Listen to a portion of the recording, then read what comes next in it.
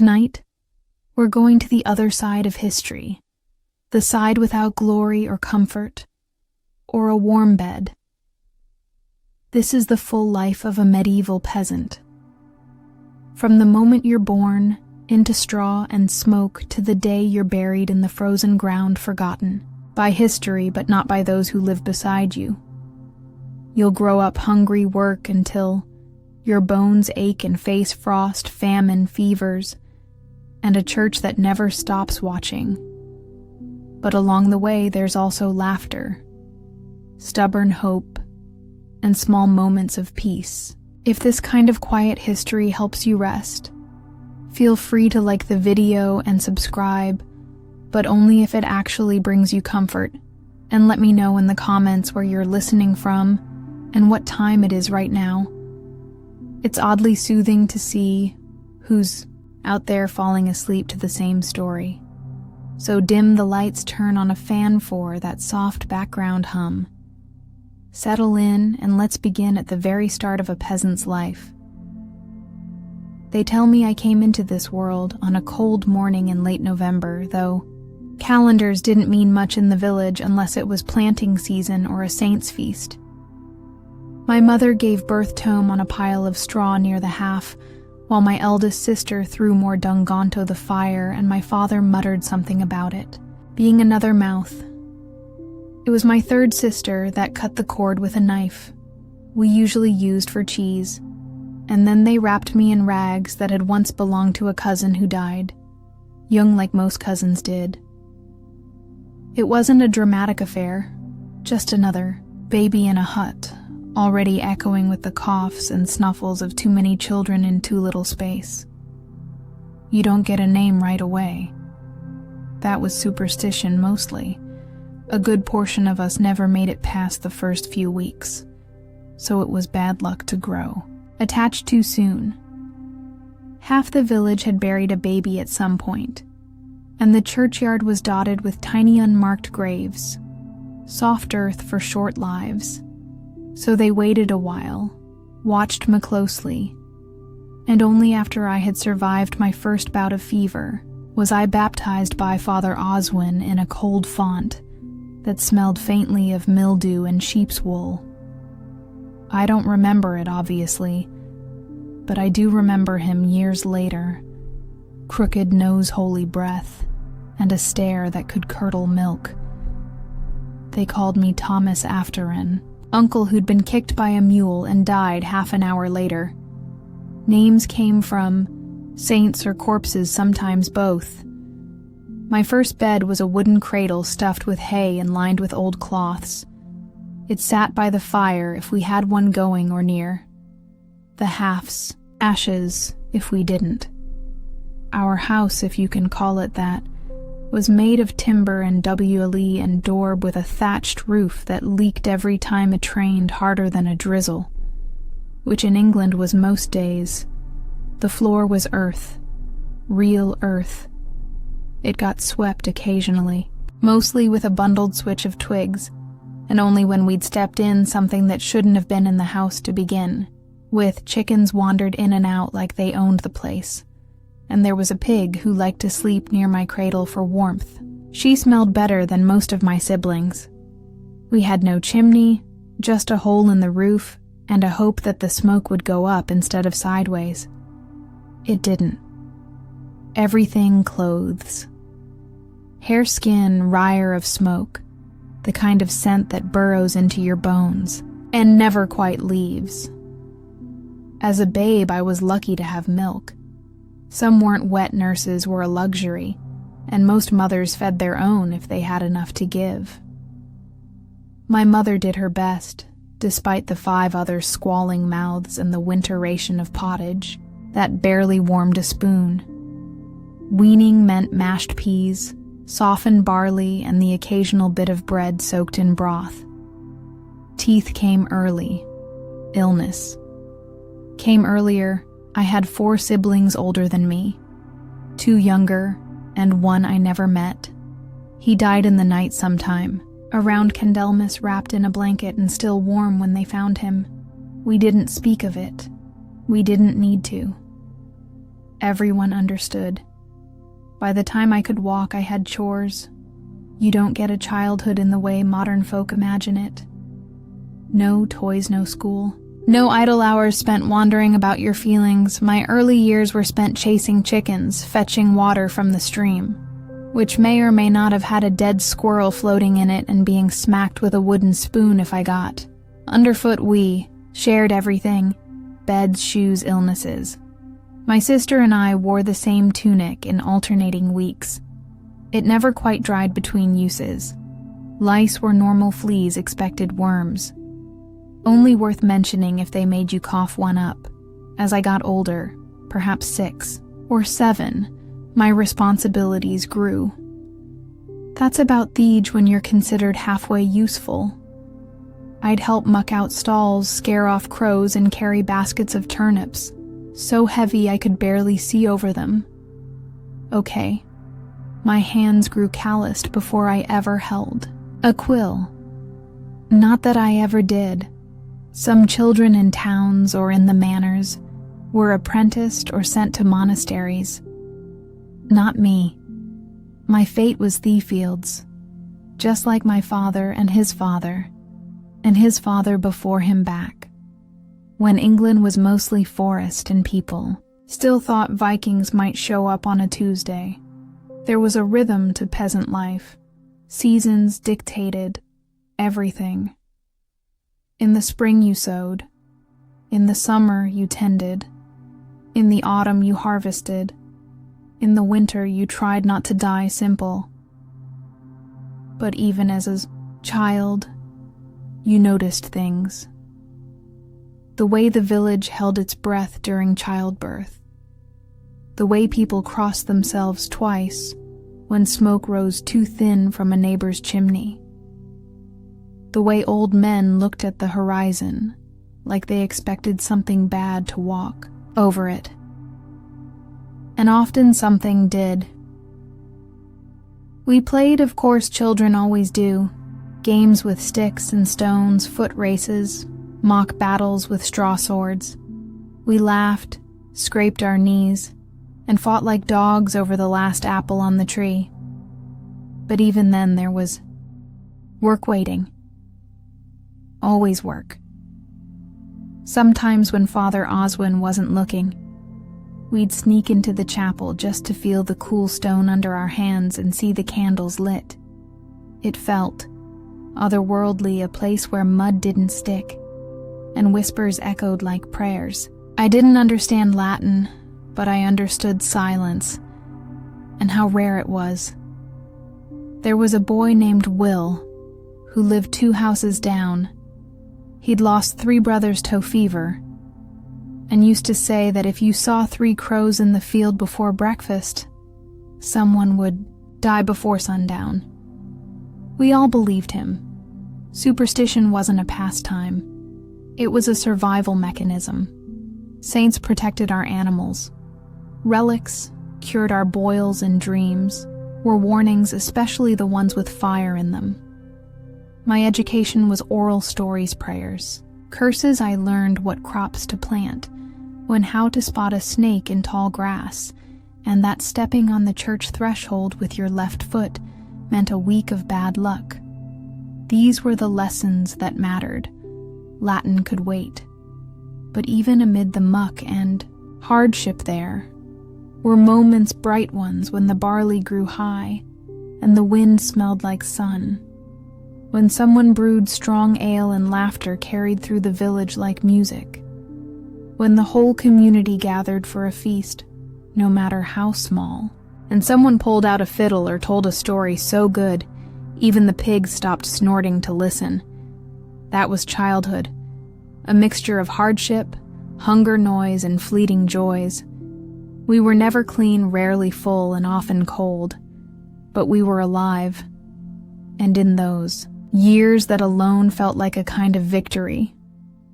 If I close my eyes, I can still smell the smoke from the hearth, feel the straw poking through my bedding, and hear my mother's voice humming the same tune she did every evening. Something soft and wordless, like a lullaby made out of endurance. They say the first years shape a man. If that's true, then I was shaped by mud ash, and the sound of my name being called for chores, and by the quiet understanding that nothing in life, not warmth, not food, not love, came without work. But it survived, which for a medieval peasant child is more than many could say. They say a child's first memory sticks with them forever. Mine is of a splinter, not a big-on mind. You just a nasty little sliver of wood I got from falling on the threshing floor while chasing a chicken. I wailed. Of course, not because it hurt that much, but because I was 5, tired and already covered in half a morning's worth of mud. My mother yanked it out with her teeth and handed me a crust of bread too hard for a dog that was comfort in our house.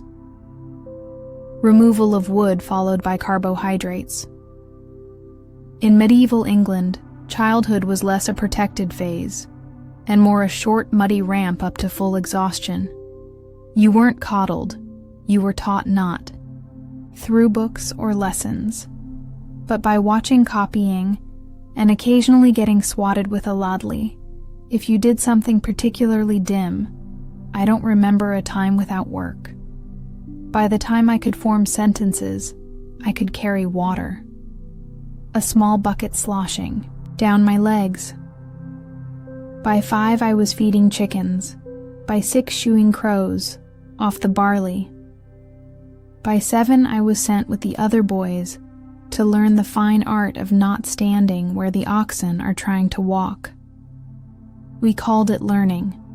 Today you'd call it survival training. Most of our day revolved around the needs of the house and field. Morning started early before the sun. If it was harvest season, we'd be woken not by roosters, but by my father's boots slamming the door shut behind him as he headed out our breakfast. It was cold pottage or leftover bread if the rats hadn't gotten to it first. No one asked how you slept. No one cared. The day didn't wait for dreams. We didn't have toys, at least not ones you'd buy or make on purpose. A good stick could become a sword, a javelin or a horse depending on how you swung it. Stones were game pieces, tools, or missiles. We played when we could, but always with own ear tuned to an adult calling our name, or worse, calling our full name. That meant trouble. There were no schools for us.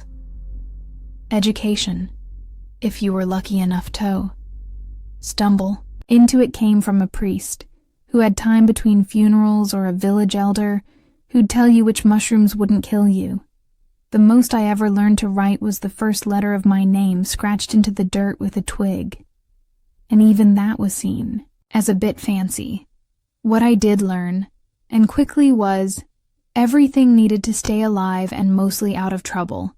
How to walk behind a plow without tripping, how to lift with your knees, how to spot a weasel in the chicken pen, how to keep quiet when Father Oswin started talking about sin and hellfire, and how to pretend you weren't the one who stole the last apple off the cart. Religion found you early. You didn't understand it. Not really. But you understood fear. You feared hell. You feared the devil. You feared Agnes, the woman 2 houses down who looked at you funny and might have cursed your sister's goat. God you feared too, but he was a bit harder to picture. The priest painted him with fire and guilt and long silences. We nodded along eyes-wide fingers, crossed around. Age 7, things shifted. That's when you stopped being seen as a small creature and started being seen as a small adult. Your chores got more serious. You were expected to help in the field. Really help, not just fetch things. If you were a girl, you helped with the washing, the spinning, the endless cooking. If you were a boy, you joined. Your father or brothers with the animals and tools. If you were unlucky, you did both. My father said a boy's hands should be blistered by 8. Mine were. By then, I'd already dropped a bucket on my toe, lost 2 fingernails to a millstone, and once got kicked into a puddle by a cow who didn't care for my face. Welcome to childhood. We were always outside in the rain, in the frost, in the thick summer heat.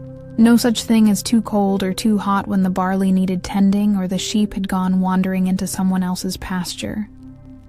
I knew every dip and stone of the path to the well, every splinter in the stable gate, every wormhole in the wood near the fire. We lived close to the earth, not by choice but because it was literally our floor, our walls, our food, and half our illnesses. Sickness came often, rashes, fevers, boils. You name it. Most weren't named, actually. You just got the sweats or the shakes, or that coughing thing, and you either got better or didn't. The village had a midwife who also knew herbs. She helped when she could. But if the ailment was serious, your best hope was prayer or luck or both. Death wasn't abstract. I saw a friend of mine, Simon, go from laughing over a beetle to shivering in a blanket to being buried behind the chapel all in 3 days.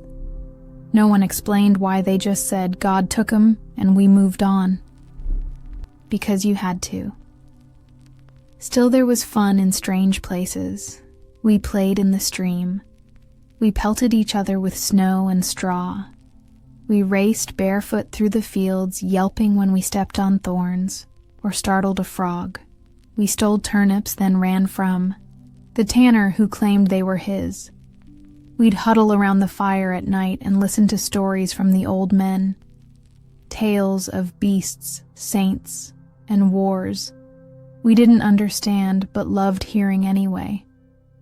There was a rhythm to it all. You rose, worked, ate, scratched, slept and dreamed, sometimes of nothing more than a better pair of shoes, or a day when your tunic didn't itch, and you knew even then what your future would be. You'd grow taller, not taller than the Lord's Son, of course, but enough to lift heavier things. You'd marry probably a girl from the same village with the same dirt under her nails. You'd have children who'd do as you did, and you'd die within a mile of where you were born. Not that anyone said this outright, but it was in the way people looked at you, in the way they measured your height by the doorframe and nodded as if to say, a few more years and he'll be useful. Childhood was less about wonder and more about waiting to be old enough to matter. On feast days, though, oh, those were special saints' days, or weddings brought out food music, even a bit of dancing. I once had a honeyed oat cake I still think about, and one year they roasted a whole pig. It was like a miracle. Meat that wasn't dried or boiled, or questionable. We ran wild that night, bellies full, hearts light, and for a brief, while it felt like the village belonged to us, the children, as if, just for one night, the future was something to look forward to. But dawn always came, and with it the chores, the weight of wood on your back, the sour smell of the sheep, the clanging of the pail against the well wall, back to the cycle, back to the growing. By the time I was 10, I could drive a cart, gut a fish, spin a rope, and fix a broken fence. I knew when the rains would come by the scent of the wind, and I could guess the mood of my father. By the way he shut the door, I was for all intents and purposes nearly grown. At 12, you're no longer a child. In the eyes of the village, the church, and your own aching bones, you're a working man, a small one, sure, but one expected to pull your weight. And so childhood ends, not with a celebration, not with a speech, just with a new job, a longer list of things to do, and the quiet realization that from here on out, the only difference between you and your father is how much your back hurts. But I survived those years. I didn't freeze, didn't starve, didn't fall into the well, or get crushed by the oxen. I made it to the part where people stopped calling me boy and started asking me to carry heavier things. And if that's not success in medieval England, I don't know what is. By 13, I'd stopped asking questions and started growing blisters instead. That's about the time a boy in our village stops being a boy. There's no ceremony for it. No candlelit moment where someone hands you a sword or a speech. One day you're helping in the fields. The next you're in the fields all day every day. Sunrise to sown, stomach rumbling, backbent eyes stinging from the wind, and the smoke of last night's fire still clinging to your tunic. My voice had started cracking like the rafters in our cottage after a rainstorm, and the older men noticed. They began talking to me, less like a child and more like a very disappointing colleague. You missed a row. Thomas, that plow line's crooked Thomas. Stop walking like your legs are made of porridge. Thomas. Encouraging stuff. Still, there was pride in it. I had a tool of my own, a scythe duller than it should have been, but mine I was trusted to feed. The animals turned the soil, even fetched deliveries from the manna. Storehouse, assuming the steward wasn't in one of his moods, I earned my bread now quite literally, and I ate it with the dignity of someone who'd bled for it. Work came in seasons just like weather and fevers. Spring was plowing and sowing, your boots caked in wet earth, hands roar from gripping the handles. Summer meant long days under a wide hot sky, your neck blistered eyes squinting against the glare, swatting flies with every other breath. Harvest season was its own madness. No sleep, no rest, just reaping until your arms felt like someone else's, and winter was when you wondered if your toes still counted as part of you. Our food didn't get better now that I was older. If anything, I noticed how often we went without. Dinner might be a ladle of barley stew, chewy with leftover bones. Supper, if we had one, was cold. Bread hardened on the half. Once I cracked a tooth trying to bite through it. We laughed, then we cried a little, because we realized it was the last loaf. Water fetched by my younger brother now still came from the stream or the communal well, depending on which was less cursed that week. It always tasted a bit like moss and worry. We drank it anyway, when there was no beer. The older I got, the more I noticed the things grown men didn't speak of, but understood. How they'd glance at the sky and frown. How they'd listen to the hens clucking, like it meant something, and it did. A change in weather, a spirit, nearby or just bad luck blowing in from the next village over bad luck came often. Sometimes it came in the form of a fever, sometimes in the form of a cartwheel snapping at the worst possible moment. Once it was a collapsed roof in the night. 2 of our neighbors gone by morning, I helped pull the bodies from the rubble. They didn't look peaceful. They looked surprised, like even in a world where death was common, they hadn't expected that. Around this time I started noticing. Girls. Noticed how they carried water with one hand and tucked their hair with the other. How they laughed even when their shoes were soaked and their fingers were chapped from scrubbing linens. how their eyes darted when the steward passed by. There was a girl named Ellsworth, lived near the mill, always smelled faintly of flour. She once gave me an extra slice of apple when she thought I looked pale. I don't know if she fancied me or just pied me. Either way, I remembered that apple for weeks. But courtship wasn't candlelight and poetry. It was side glances while shoveling manure.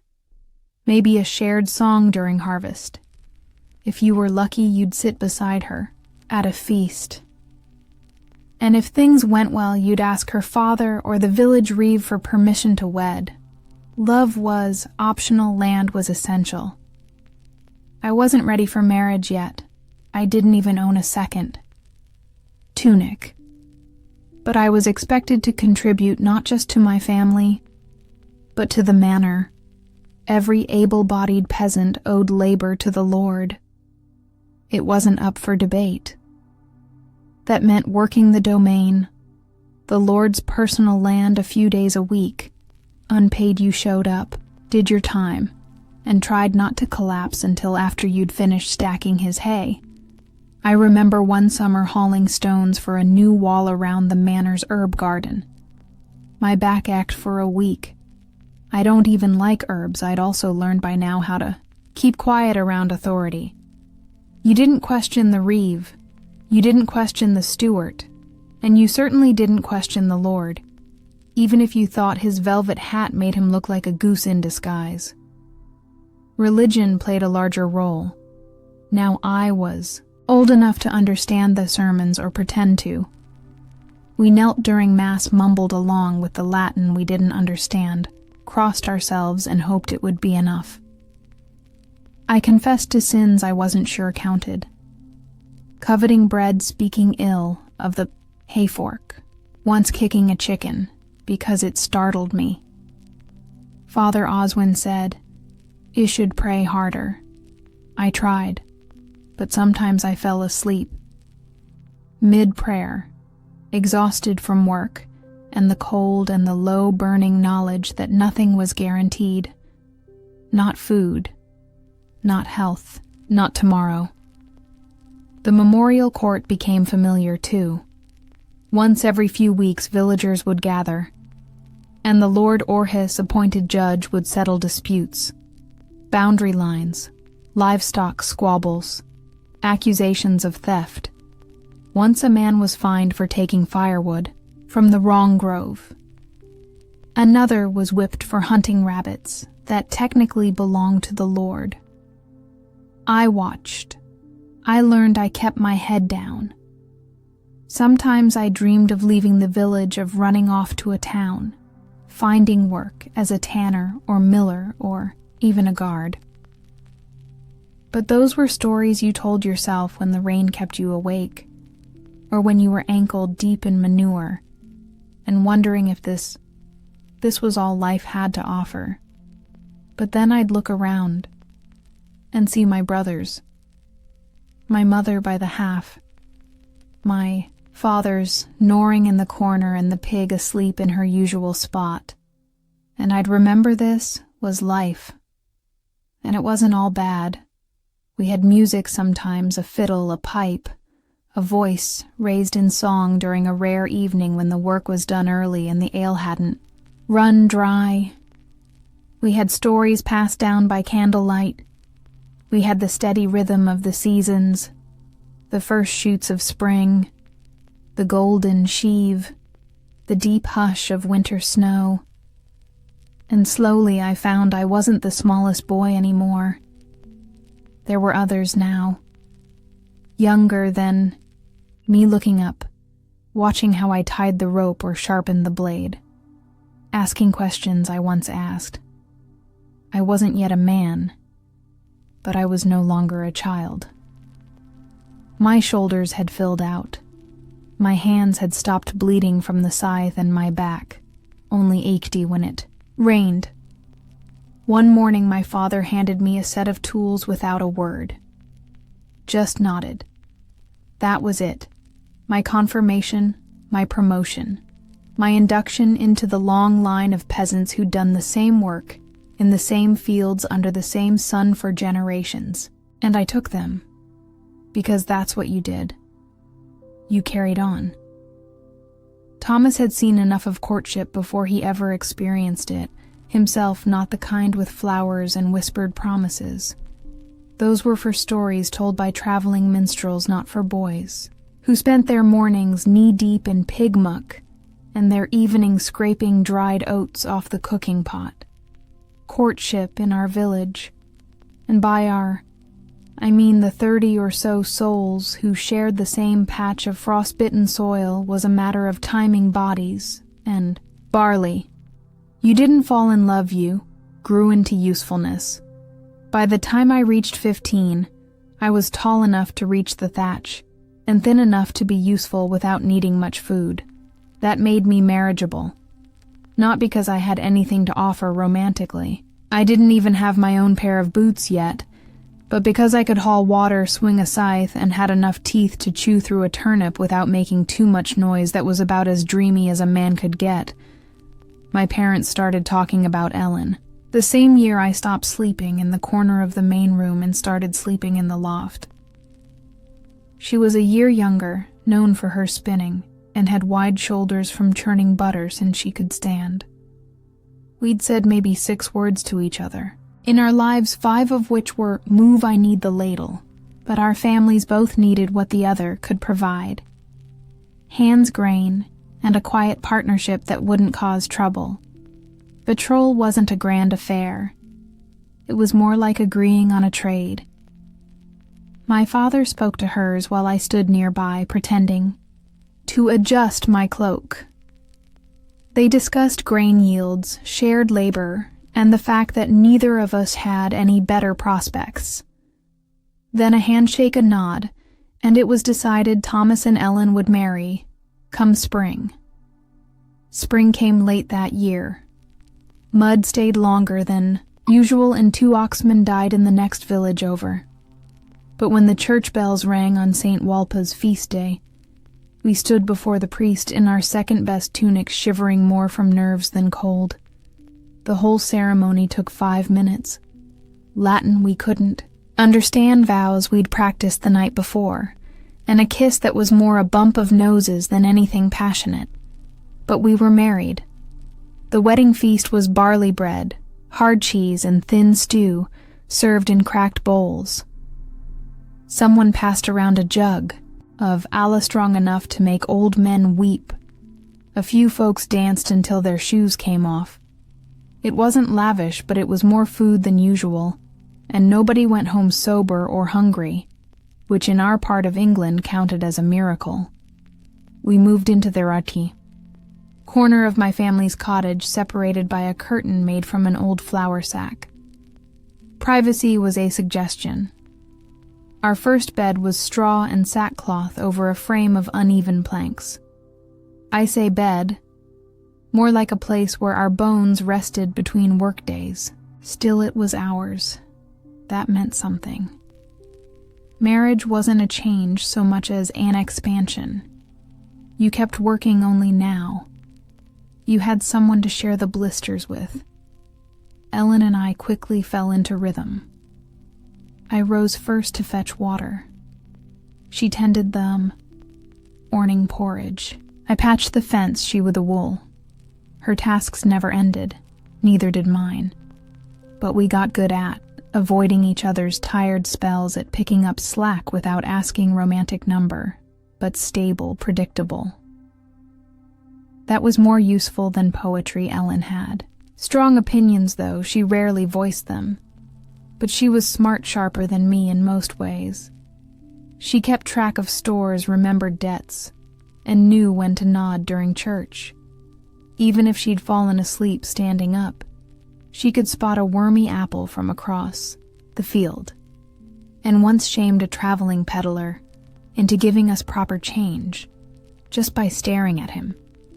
I respected her long, before I realized I liked her. Children were expected. That's what marriage was for, after all, adding labor to the household.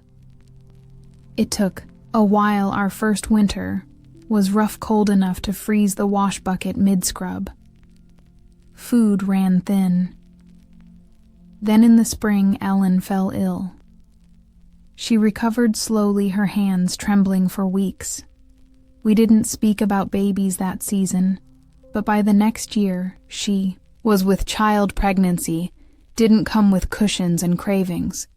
It came with nausea work and prayers. She worked up until the week of the birth. No doctor, just old Mab the village, midwife who smelled of thyme and sweat and had delivered nearly every soul. Within shouting distance, labor lasted from sunset to near dawn. I sat outside the whole time, carving pointless lines into the frozen earth with a stick. When I heard the cry, 2 cries, I didn't believe it. Twins, a boy and a girl. The boy we named Will. The girl, Alice Will, died. 6 days later. No illness, no sign. Just didn't wake up. We buried him near the boundary oak with a cross made from the last dry branch of the season. Loss was constant, but that didn't make it easier. Life moved on. It had to. The seasons didn't stop because we grieved. Ellen barely wept. She just folded Will's swaddling cloth and tucked it under the bed. Alice lived, grew, walked early, spoke late. Her laugh sounded like spring water over stone. Clear, brief, surprising. Will lived for that sound. As husband and wife, we had a simple understanding. We did not speak of dreams. Not aloud. Dreams were for the Lord's children, the ones who learned Latin and ate meat twice a week. Our world had no room for wants, only for tasks. The field needed tending. The wall needed mending. The pig needed salting. And we did it all year after year without fuss. But sometimes when the fire burned low and Alice slept in the crook of Ellen's arm, I thought about building a second room, about teaching my daughter to read, about having a day just one without worry. Then the wind would howl through the thatch, and I'd remember who I was, Thomas, son of William, husband of Ellen. Father of one, maybe more, if luck held a man with cracked hands, a weak roof, and a woman who warmed the stew without being asked. That was enough. The years following our marriage were not marked by great changes, but by small, repeated ones. A new tool, a second pig, a patch of land. The steward let us borrow. Each improvement came with a cost.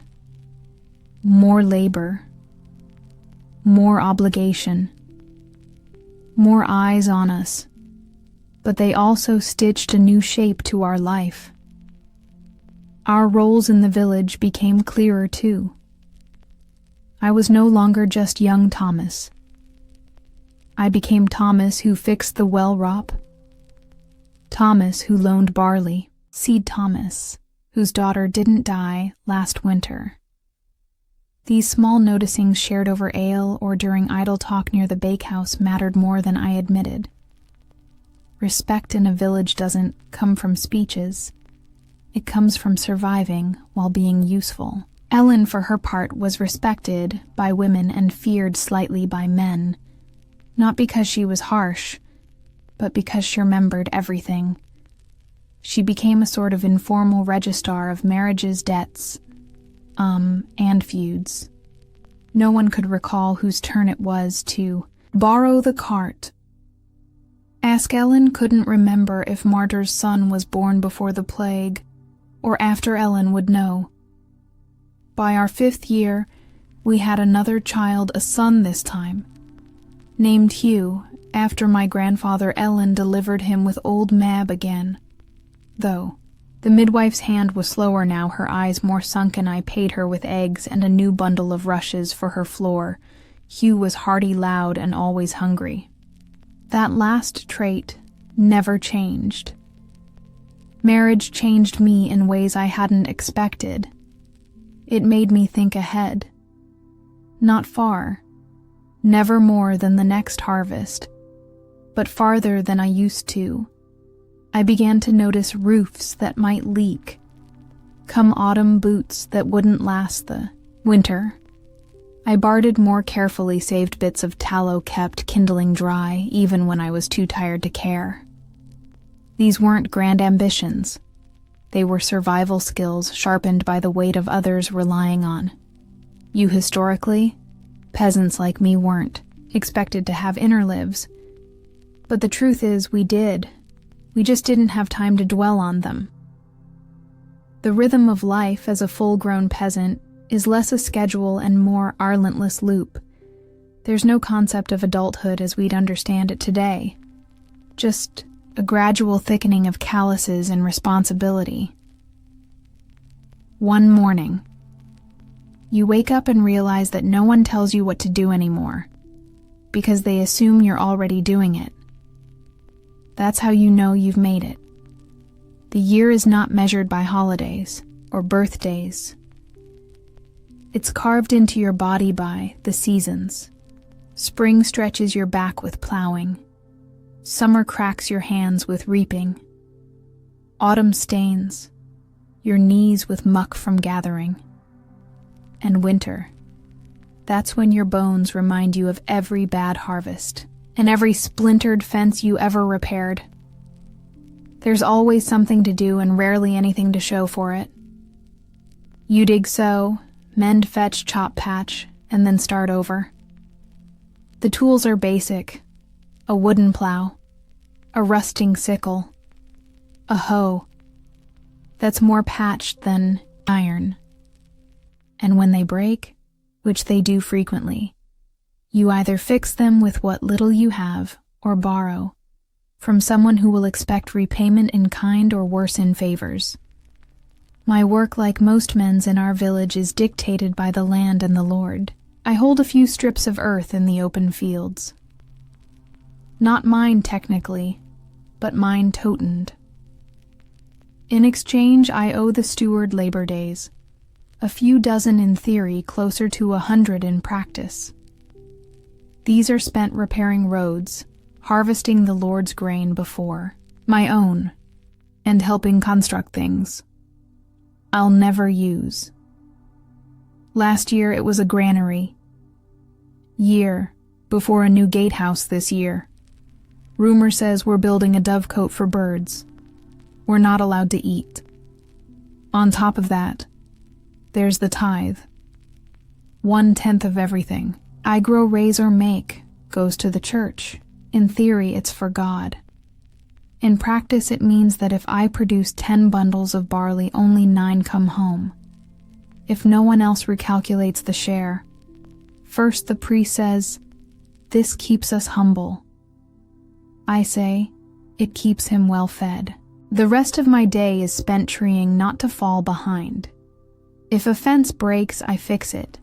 If a pig falls ill, I call in the neighbor who once treated his cousin's pig with an onion and a prayer. If the thatch leaks, Ellen and I climb the roof and patch it with whatever we've got.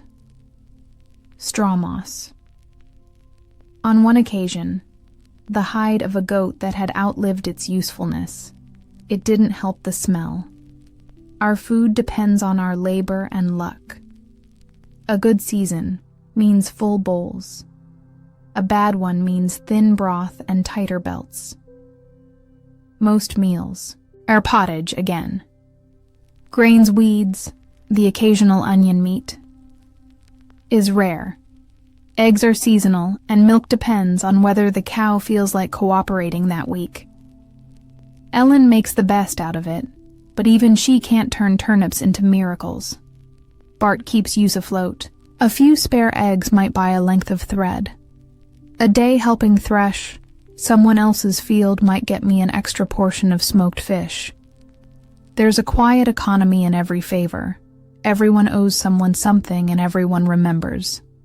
What passes for rest is mostly a change in task. We mend tools while watching the children. We gossip while gathering firewood. We pray not out of leisure, but because it's the one task that doesn't require moving. Sometimes I catch myself thinking, is this it? Is this all there is? And then Alice runs in from the yard laughing with a wooden doll Ellen carved from an old chair-lee leg. Hugh tugs at my tunic, asking if he can help sharpen the sickle. I nod, because yes, this is it. And some days it's enough in the memorial. World community is everything. No one survives alone. The smith needs grain. The weaver needs meat. The priest needs wine, which he won't admit, but drinks plenty of, and all of us need each other. Come harvest. If one family falls ill, others step in not out of charity, but because next time it might be you. And of course there are days of rest. Sunday Mass, Saint Days, the occasional feast where bread is slightly less hard and ale flows for free. We sit on logs, share stories, and pretend our backs don't ache. Those are the days we laugh, not because life is easy, but because laughter costs nothing. And sometimes that's all we've got. Historians today might write of subsistence, farming, and feudal obligations. What they don't capture is how much of it feels like bailing water out of a leaking boat with your bare hands. Day after day, season after season. Still you get up the next morning, you shoulder your tool, you nod to your neighbor, and you do it all over again. Because the land doesn't wait, and neither does life. The hardest part isn't the labor. It's the sameness. Every sunrise brings the same tasks in a slightly different order. The plow still sticks in the same patch of clay. The barn roof still sags. The oxen still pull with the enthusiasm of half-dead furniture. And through it all, the same ache settles into your joints, not sharp, not screaming, just present, like a dull companion you didn't invite, but who never leaves.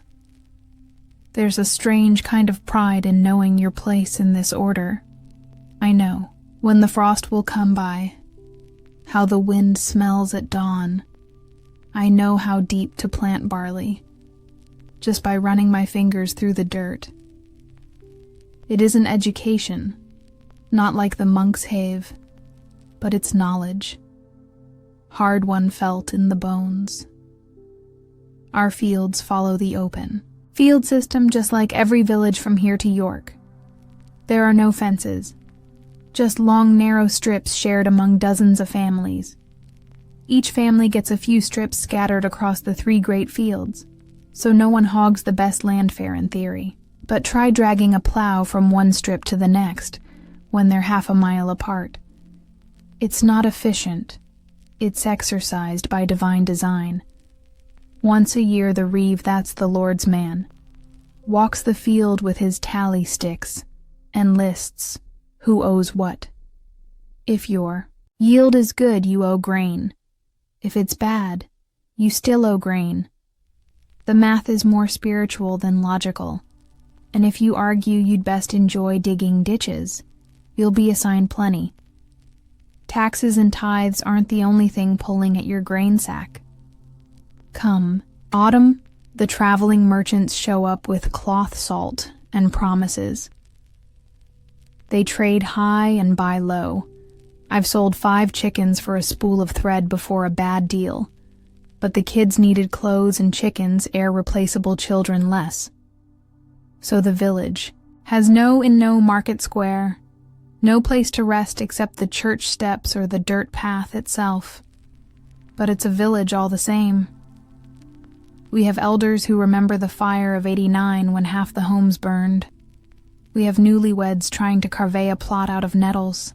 We have a man who claims he once saw a saint in the clouds. Most just nod and keep walking. Everyone sees strange things when they work alone too long. You learn to rely on people without trusting them fully. Borrow a scythe. Return it sharper than before. Lend a hand, and someone will lend you one when your cart breaks. But if you owe too much or complain too loudly, word gets around. And in a place like this, your reputation works harder than you do. The village women form the other half of the economy. Ellen spends her days spinning wool when she's not patching cloaks or boiling nettles into soup. The children gather firewood, though half the time they come back with pine cones and bruises. Even the elderly, those who've made it to the grand age of 50, still tend gardens or mend nets. No one is idle. Not really, if you are people. Wonder what's wrong with you. And yet there's an odd beauty in the grind. The way mist curls over the fields in early spring, the soft thump of grain hitting the bottom of a storage bin, the moment after sundown, when the last ember in the hearth glows just long enough to show Ellen's face, tired but smiling. That's not nothing. When feast days come, the world briefly softens. Bread is baked in communal ovens. A is passed around. Even the Lord smiles mostly because he's drinking better wine than we are. Children play with hoops. Old songs are sung. And for one moment the difference between us and the manor feels a little less wide. It doesn't last, but we hold on to it. So yes, the work never ends. The ache never leaves, and the barley never grows as thick as you hoped. But somehow through some stubborn thread of hope you get up each morning, strap on your boots or what's left of them, and walk into the field again.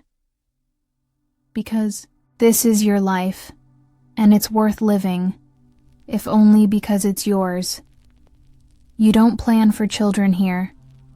They arrive like frost, sometimes early, sometimes late, and always without much warning. One moment, it's just you and Ellen by the half. The next, there's a squalling bundle wrapped in old linen, and the whole room feels smaller, noisier, warmer, and far more terrifying. Ellen gives birth in the same straw-stuffed bed where we sleep, mend clothes, and sometimes argue over whether we have enough grain to last the week. There's no doctor, just a midwife old enough to remember delivering half the village, and 2 neighbor women boiling water and whispering prayers that don't sound entirely Christian. I wait outside, pretending to fix a broken latch because there's nothing else I can do. Men are meant to stay out of the way until they're needed to dig the grave. Most births go well enough, though. Few go cleanly. There's blood always, sometimes more than seems survivable. Babies arrive how they please, feet first sideways screaming or silent, and there's no certainty. Ellen's first was a stillbirth. We buried him under the hawthorn tree. No name, just a handful of dirt and a wooden cross. I carved myself when one survives. It feels like Asmal, miracle. The priest baptizes the child within days, not just for salvation, but because statistically there's no time to wait. Roughly 1 in 4 children don't make it past their first year. Sometimes it's fever, sometimes choking, sometimes they just stop breathing, and no one knows why. The priest calls it God's will. The midwife mutters about ill winds. Me, I just hold Ellen's hand tighter. Once they're alive and screaming, life doesn't get much easier. Babies don't come with nappies. Cloth is scarce and expensive, so they're swaddled tight in strips of linen and left near the hearth where it's warmest. Ellen nurses them as best she can, though. She's tired always. We sometimes feed them pottage thinned with ale if the milk runs dry. It's not ideal, But then again, nothing in a peasant's life ever is. There's no such thing as a nursery. The baby sleeps in our bed, between us, wrapped in the same blanket that smells of soot and sheep. If we had a cradle, it was burned 2 winters ago when we ran out of firewood. I carved a new one from pine, but it cacks like it's telling secrets. Every time it rocks, I pray it doesn't splinter under the weight of hope. Names are chosen fast, not out of sentiment but practicality. You name the child something. Common something that can be shouted across a field. William Alice Hugh. Joan. Something easy to carve into a plank. You don't want to get attached to. A name that might be gone before spring. Some parents wait weeks to see if the child survives. Others reuse names like a coat passed down between siblings. Children don't get childhoods here. By the time they can walk, they're put to work, gathering kindling, watching chickens, running errands. By age 7, they're expected to tend geese or weed the garden. By 10, they can plow. Ellen teaches them to spin and sew. I show them how to tie knots, sharpen blades, and read the sky. We don't punish them harshly, not because we're kind, but because life does that for us. 1 winter barefoot is less than enough. A spoiled meal means hunger. A fall into the pond means days of fever. The world disciplines children more effectively than we ever could. We just try to keep them alive long enough to learn. Stories help, not the noble kind with dragons and brave knights. Ours are older. Stranger tales of woods that whisper saints, that walk through snow beasts, that punish the greedy. We don't tell them to entertain. We tell them so the children remember what to fear. Religion, of course, runs through it all. We teach them to cross themselves, to fear sin, to fast on Fridays, to kneel even when their knees are raw. Not because we fully understand the scriptures, but because the church is always watching. And one wrong word in front of the priest can mean penance or worse, gossip. And gossip spreads faster than fire. We light candles for St. Margaret if the baby's coughing. We keep dried herbs near the trad for headaches. Rue to ward off evil, chamomile to calm a colicky child. Though chamomile is scarce and usually reserved for those who can afford indulgence, which we can't. Still Ellen insists, and I don't argue. Sometimes faith is all we have. In some ways, raising children is the only legacy we have. We own no land. We write no books.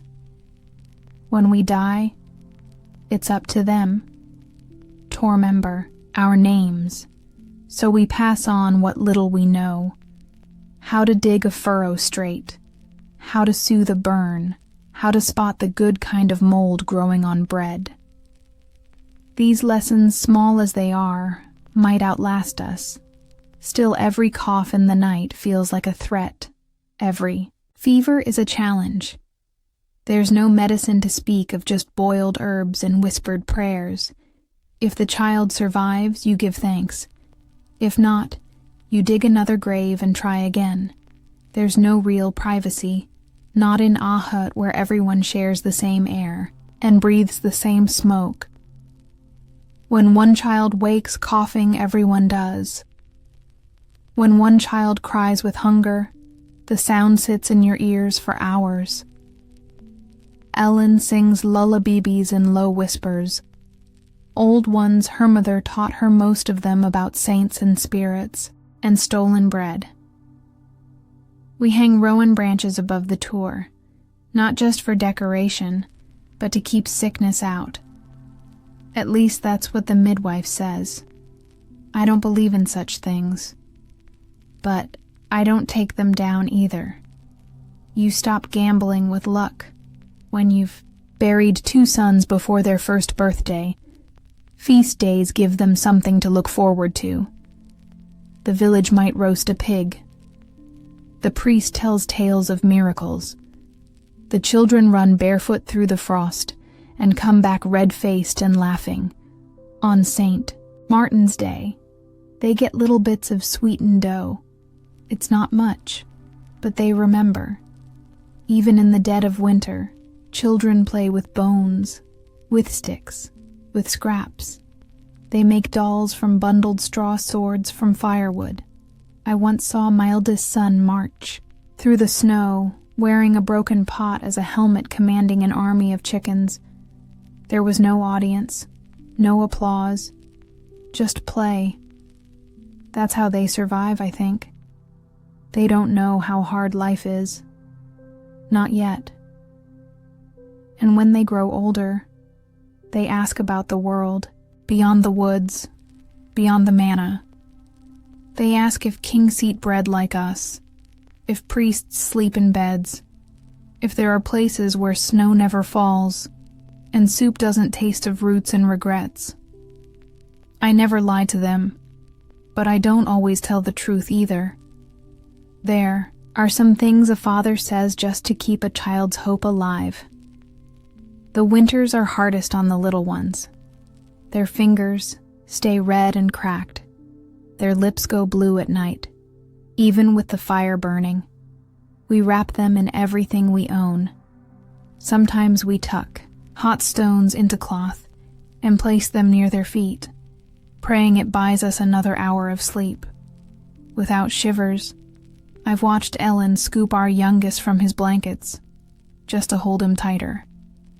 Afraid he might slip away if she doesn't. The midwife says, it's normal to lose a child. Normal. I hate that word. It shouldn't be normal. But I say nothing, I just nod. And the next morning, I go chop more wood, because there's no time to mourn properly when there's a household to heat and mouths to feed. 1 year, the river froze over so thick that boys skated on it using flattened bones tied to their feet with string.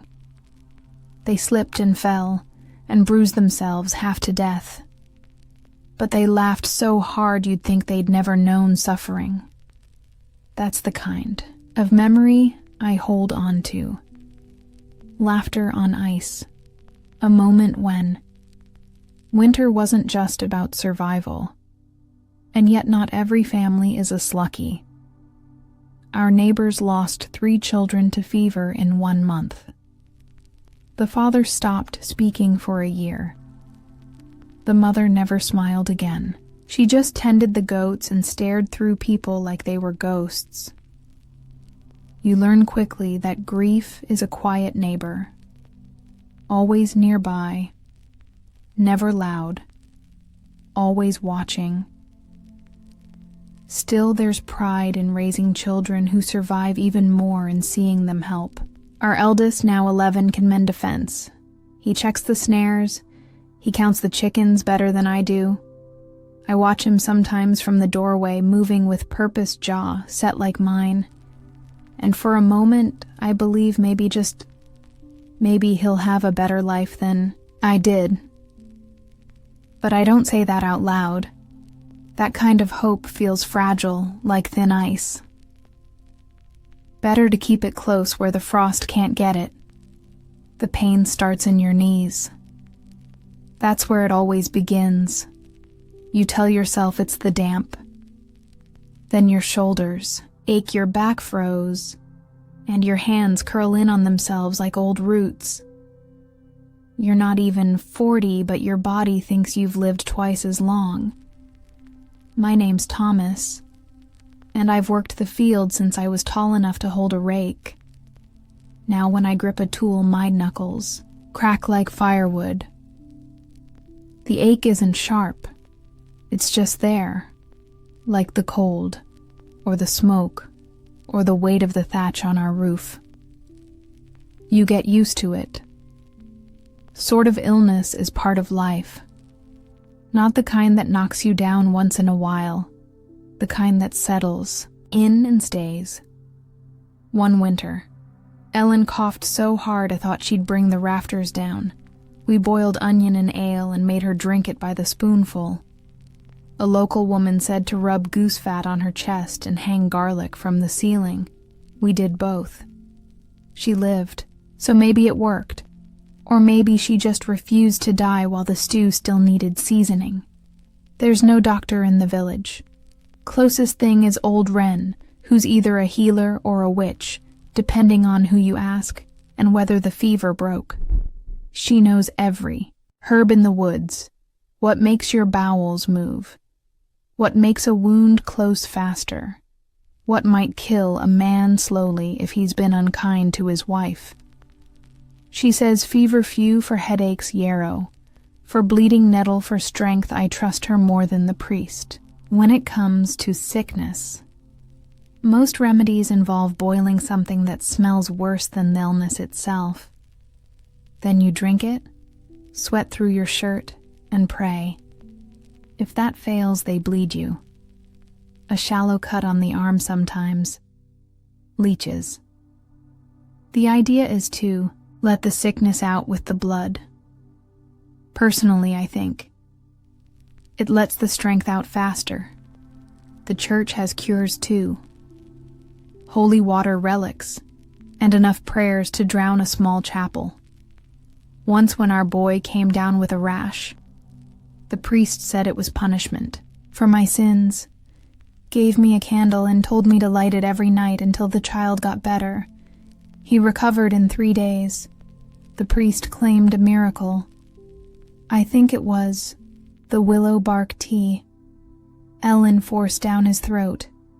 We didn't bathe often, not because we like being filthy, but because bathing is risky. They say it opens your pores and lets disease in, so we sponge off with a damp cloth and hope no one gets too close. Lice are everywhere.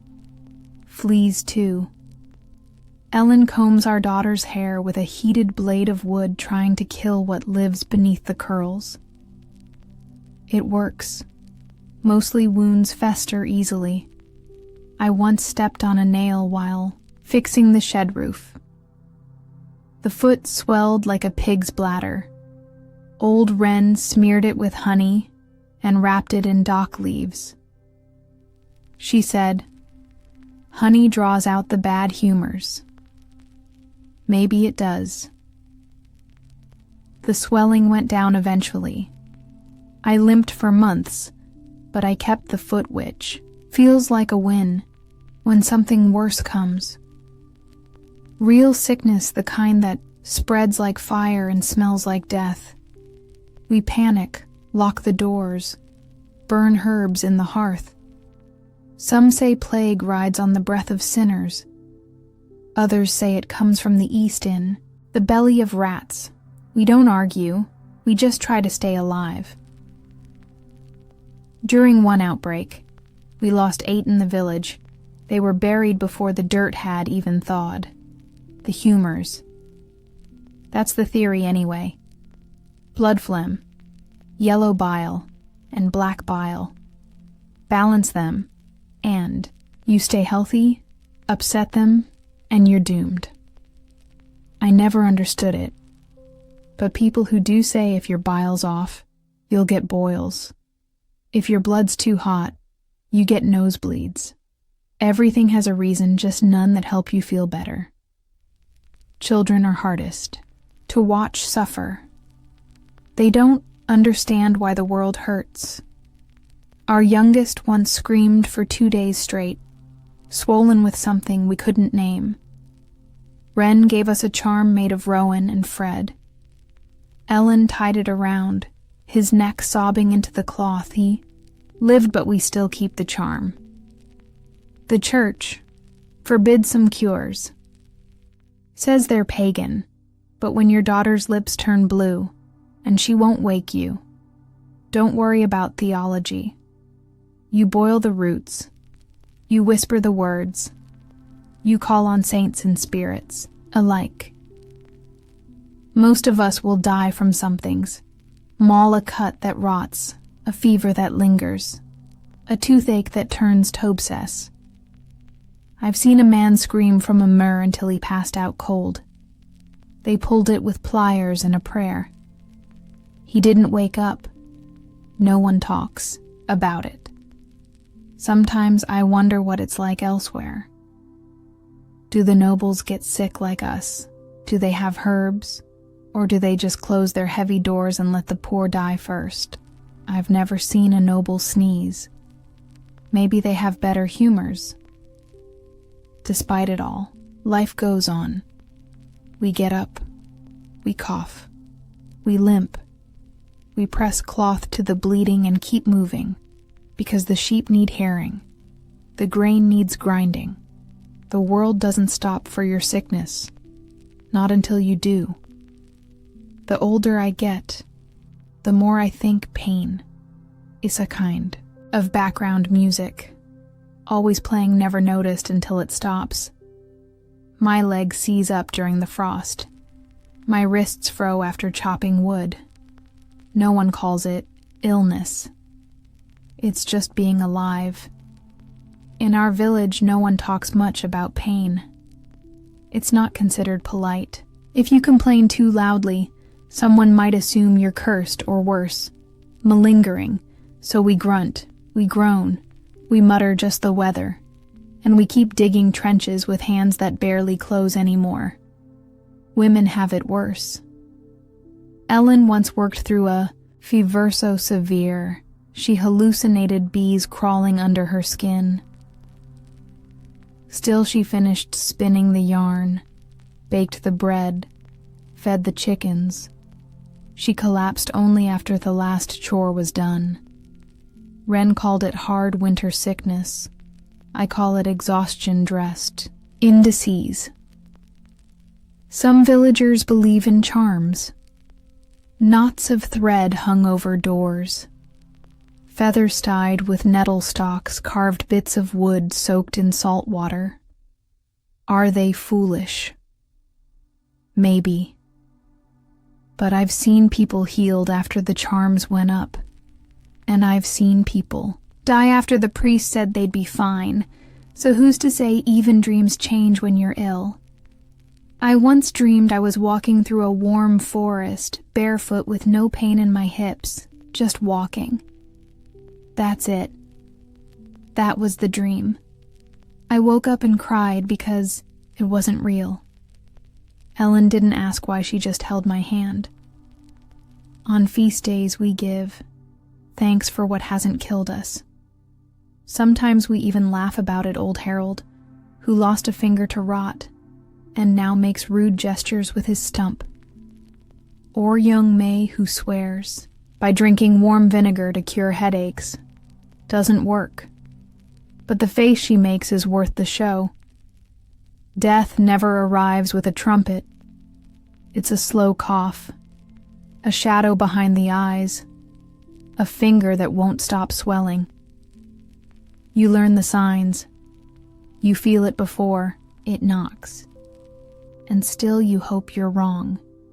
Because even after everything, after the pain, the weakness, the fear, Noon wants to leave this hard, beautiful, miserable life. Illness doesn't just affect the body. It changes the rhythm of the house. Fires are stoked, higher meals, go half-cooked, chores fall to children. Ellen once ran the house alone for 3 weeks while I battled a lung infection that rattled like pebbles in a jar. When I could finally sit up again, the house looked the same, but Ellen didn't. Her eyes were older. Her back more bent.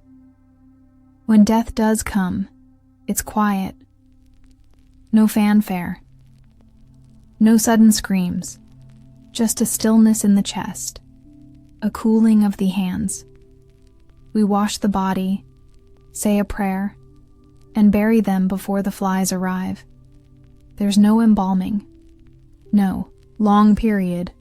Just a short walk to the edge of the woods, a shovel, and enough tears to soak the first handful of earth. Afterward, the priest comes by with blessings. He says suffering is a test. I nod, but I'm not sure what we're meant to prove. Maybe that we can keep going, that we can wake up the next day, relight the fire, boil the herbs, and pretend the house isn't missing something precious and irreplaceable. Maybe that's all there is to it. Some mornings before my back's even straightened out and my hands have remembered how to grip, I hear the bell low and mournful carried on the wind like an old secret. That's the church bell. It tells us when to rise, when to rest, when to repent, and when to bury another neighbor. My name is still. Thomas I've been, a son, a brother, a husband, a father, and after enough winters, a mourner. More times than I care to count, I've built fences, tilled fields, raised children, and tried above all else to be good. Not clever, not important, just good enough, not to bring shame, sickness, or supernatural punishment upon this little stretch of muddy ground I call life. In our village, religion isn't something you think about. It's something that thinks about you constantly. The church is the largest building for miles and the only one with enough stones to look permanent. Everything else rots, leaks, or burns. But the church stands like God's own ledger, watching and waiting.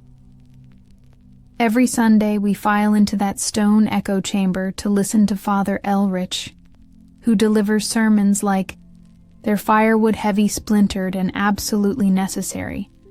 He talks of sin like it's the air we breathe, and heaven like a place we might earn if we just keep coughing through the cold without complaining. Too much Mass isn't optional. The Lord demands it. The priest enforces it, and Agnes, who gossips with the fury of 10 monks, will absolutely report you if your seat is empty. I missed one Sunday during the fever, and spent the next week repenting publicly and coughing into the communal chalice. The church calendar runs our lives. There are holy days, saints' days, fasting days, and days when you're only allowed to think about your sins. There are feast days too, but you better hope your Lord is generous, because the church won't be footing the bill. For the meat pie, we tithe 1/10 of everything we grow, raise, or earn. That means 1/10 of our grain, eggs, wool, chickens. Even if we're already on the edge of starvation, it's called God's share. Funny how God's share always ends up in the priest's granary. Religion governs more than food and time. It governs how you marry, how you bathe, how you sleep, and how you die. Ellen and I were married in that church with a blessing and a warning. "Obey your husband," the priest said. She nodded, then squeezed my hand so hard I thought my knuckles might pop. Every child is baptized in the first days after birth. Even if they're barely breathing, especially if they're barely breathing, we need to get them in the door. Of heaven before fever or fate slams it shut, we've lost 2. Like that, wrapped them in linen, buried them behind the chapel wall. Father Elric said they were safe now. I didn't ask for proof. Our children know their prayers before they know their numbers. Latin rolls off their tongues like nursery rhymes. We don't understand half of what we're saying, but the words matter. Repetition is protection. Say the right thing. Bow at the right time. And maybe the Lord will let the crops grow this year. The church teaches us that hell is always waiting, a place of fire, darkness, and eternal wailing. It's described with more passion than heaven, which sounds lovely but vague. Pearly gates and singing angels. But hell, that's vivid. It has levels and rules and demons with names. Makes you wonder which place the clergy thinks about more. There's a saint for every disaster, Saint Apollonia for toothaches, Saint Anthony for lost animals, Saint Scholastica for storms. We don't light candles, We beg favors. Some wear tokens. Others whisper prayers into tree trunks or bury relics in their gardens. Officially, that's not condoned. But we're peasants. We'll take protection from wherever we can get it. Superstition fills the gaps where the church won't go. A dream of falling means a death's coming. A barn owl in the rafters means a curse. If the fire hisses without wind, someone's lying in the room. We hang horseshoes over the door, place your own near the cradle, and never ever speak the name of someone recently buried after dark. Old. Rien keeps bones wrapped in cloth under her bed. Says they're from saints. Agnes says they're from rats. But when the crops failed last year, even Agnes went to Wren for a blessing. Sometimes when the priest leaves the village, Wren visits the sick. She mumbles, over them burns herbs, and says words in a language no one claims to know. Half the time they get better. The priest doesn't ask how confession is its own ritual. You kneel on cold stone list, your sins envy, pride, sloth that time you swore at a cow, and the priest tells you how many prayers it'll take to earn back God's good graces. It's not math, but it feels like it. Small sin 5 hail. Mary's big sin, longer kneeling and maybe a scolding. The trick is to never confess anything that might require public penance. Sometimes they flog people in the square. A boy who stole bread. A woman who cursed during childbirth. The church calls it correction. The rest of us call it spectacle. We watch because not watching looks suspicious, and because the world's so grim. It's hard to look away from a drama that isn't your own. Punishments are harsh but vague. The church's justice isn't about fairness. It's about example. It's about fear. They want obedience, not understanding. We don't ask why. We just bow our heads and avoid questions that don't have safe answers. Even holidays are theirs. Christmas, Easter, Pentecost days meant for rest, but never for joy, without guilt. We attend Mass fast, and maybe if the Lord allows eat something better than GRL. I remember once we had venison. The priest said it was a gift. I saw the squire dragging the deer through the woods 2 days earlier. Maybe the saints delivered it. Or maybe they were just busy looking elsewhere. There's comfort in the ritual, Evan. When you're not sure you believe every word, lighting a candle for a lost child, kneeling beside your wife as she prays for a better harvest, holding a trembling hand, in the confessional and whispering something that's weighed on you. Since the frost took your neighbor, I've buried friends who died, with rosaries in their hands. I've seen men scream for mercy. With their last breath, the church says, heaven waits for the faithful. But when the earth is hard and the stomach is empty, faith can feel like a coin flipped into the dark. Maybe it lands somewhere good. Maybe it doesn't. Still, I pray every night for my children, for Ellen, for the animals, even for Agnes, just in case.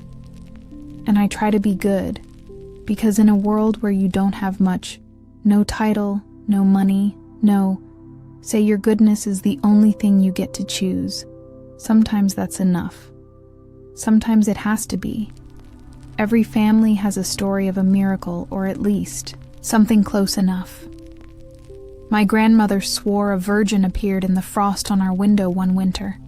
My uncle claimed a saint spared his leg from gangrene after he dreamed of fire. Are they true? Who knows? But when the snow is falling and the roof groans under the weight and the fire's gone low, you tell those stories again, not because they're certain, but because they're kind. And in this life, that's a rare thing. So tomorrow I'll rise again with the bell bow, my head at mass, and thank the saints I've made it this far. Not because it's easy, but because it's what we do. We endure we believe, and we carry on. One prayer, one superstition, one cold morning at a time. It's strange feeling old in a body that's barely seen 4 decades. But that's how. It goes, I'm 40, give or take. No one's really counting, and I creak like the barn door in November. My name is still Thomas, and I've worked these fields since I could stand upright. I've got more scars than memories, and most mornings I feel like a tree that was struck by lightning but didn't quite fall over. They call us old when our backs curve and our teeth start dropping. Not because we've earned some great title or pension, but because it's rare to even reach this age. Most don't. Most are buried before they ever get to mutter about aching joints or how things used to be better back when bread didn't taste like old dirt. So here I am, still breathing, still bending, still one stubbed toe from becoming a cautionary tale for the younger lads. Hands once strong enough to lift bundles of wheat and wrestle stubborn pigs now tremble when I grip the plow. My knees, which have spent years kneeling in dirt. Prayer and grief complain with every bend I've started walking with a stick knot. Because I'd rather limp like a fool, but because it's that or cruel. You'd think I'd earned some rest by now, but there's still wood to chop, grain to grind, and animals to feed. Ellen says I should take it easy, but the fire doesn't light itself and no one else is going to keep the roof patched. So I move slower, ache louder, and pretend I'm still as sharp as I was back when I could sprint across the village without pulling something. Truth is you age fast when you spend your life in mudwind and worry. The sun carves lines into your face, the cold hollows out your bones, and the hunger, even when it doesn't kill you, leaves its mark.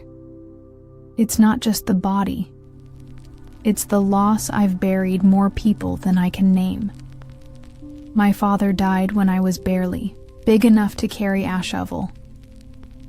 My sister in the great fever of '89, one of my boys during the last frost when the chimney cracked and the smoke filled the room before we woke. We don't cry loudly.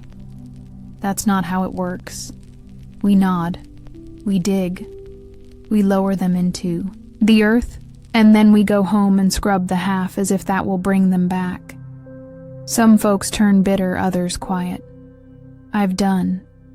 Both these days, I mostly just talk to the fire. In the village, you become the old one. Once you outlive 2 generations, children start asking your opinion, even if you've never said anything worth repeating. You get asked to bless. Meals settle arguments. Explain why the moon looks odd as if surviving makes you wise. But I know better. Half of survival is luck. The other half is sheer stubbornness. There's no such thing as retirement. That word doesn't exist for us. When you can't work the fields anymore, you mend tools, scare crows, or tend to the chickens with whatever's left of your knees. If you're too feeble for even that, you tell stories and hope someone leaves bread at your door. If you're lucky, you'll have children who still live close and kind enough to care for you. If not, the winter decides when it's time to lie down for good. Meals grow smaller, too. The best cuts go to the younger ones. They've got work to do. You make do with crusts, soup from bones, and whatever's still growing in the back plot. My teeth are fewer now, and I chew slowly, carefully, like every bite is a negotiation. Sometimes I forget what food tasted like when I still had all mimers. Not that it was ever much to begin with. My hearing isn't what it was either. Half the time I pretend I didn't catch the insult or the joke. The other half I genuinely didn't. The younger lads think I'm going. Soft. Let them. There's power in being underestimated and peace in not hearing Agnes's complaints the first time around. Every now and then, I catch a glimpse of myself in the water trough. A face I barely recognize. Sunken cheeks, graying beard, eyes that look like they've seen too much and remember too little. My hair, once thick and dark, is now thinning and wiry. More hay than hair. Ellen says I'm still handsome, I think. She lies out of pity or habit. Either way, I let her. The church says we gain wisdom as we age. That time polishes the soul. Maybe that's true. Or maybe we just learn how to complain more politely. Still, I do find myself thinking more. Not about regrets, but about patterns. How the rains come earlier now. How children stop asking questions once they see you don't have answers. How death doesn't surprise you anymore, just reminds you to keep your good cloak mended. In the evenings, I sit near the hearth and carve things from scrap wood. Little animals' faces, once a rosary. Ellen says it keeps me quiet. I say, it keeps me sane. There's not much difference anymore. Sometimes I walk to the edge of the village and just stand there looking at the trees. I used to climb them when I was a boy. Now I watch the wind move through their branches and wonder which will fall first, me or the oak near the stream. The lads think I'm strange that I've grown quiet, soft, thoughtful, but that's just what happens when you've lived long enough. You run out of noise. You realize that most arguments weren't worth the breath, and most of the people you argued with are gone anyway. You notice the small things more. The way frost clings to the edge of the window like lace. The sound of Ellen stitching. Late at night, the smell of fresh straw on the floor. They don't seem like much. But when your bones hurt and your days blur, these details are what anchor you. You also start to reckon with what you've done and haven't. The child you yelled at too harshly. The feast day you skipped to rest. The neighbor you never quite forgave. The little things that stick long after bigger memories fade. The lad sin.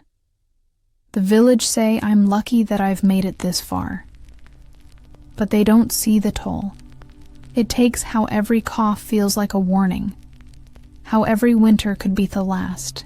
They see me smile and think I've made peace with things. But most days I'm just tired. I still work in my own way. I sharpen tools. I teach the younger one. Show not to cut their thumbs off with a sickle. I sit with the dying when no one else can bear. That last one. That one's important. There's something about being near someone when they pass.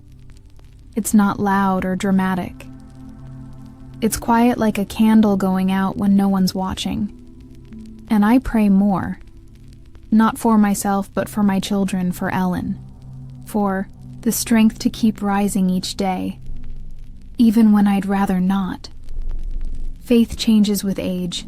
It stops being about reward and becomes more about rhythm. Like breath all the seasons. So I carry on slowly, quietly, with a limp in my step and 1,000 memories. In my bones, I don't know how much time I've got left, but I know how to use it. I'll feed the fire. I'll teach the young. I'll kiss Ellen's cheek while she's still within reach. Because even in a world built to forget men like me, I remember and I endure until I can't. And even then, the sun will rise. And someone else, maybe one of mine, will carry the pail. Sow the field and remember my name, if only in passing. There's no grand finale, no parade. No one reads your name from a scroll or carves it into anything fancy. When a peasant dies, the world keeps spinning. The bread keeps baking. The animals still need feeding. But for the handful of people who knew your laugh, your limp, or the way you always cursed at the rooster, it matters, at least for a while, I suppose. I always knew how it would end. Not dramatic, not clean, just slow. A fire that gets smaller each winter until one day it goes out for good. There are no doctors, no warm hospitals, no last-minute miracles. Just a straw mattress, a bucket nearby, and people try not to look too worried or too relieved. The signs come slowly. At first, you wake later, eat less. The strength in your hands disappears like morning frost. Ellen watches me closely now. Not in fear, but with that quiet attentiveness she's always had. She knows I'm slipping. So do I. I've started putting things in order.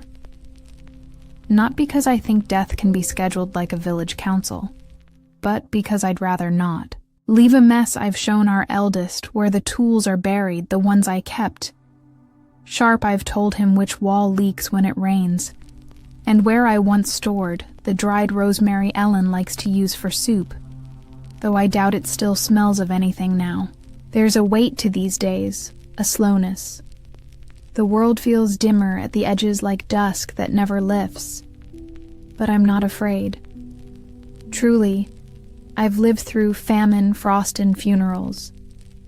Death is no longer a stranger, more like a neighbor who knocks occasionally, just to see if you're home.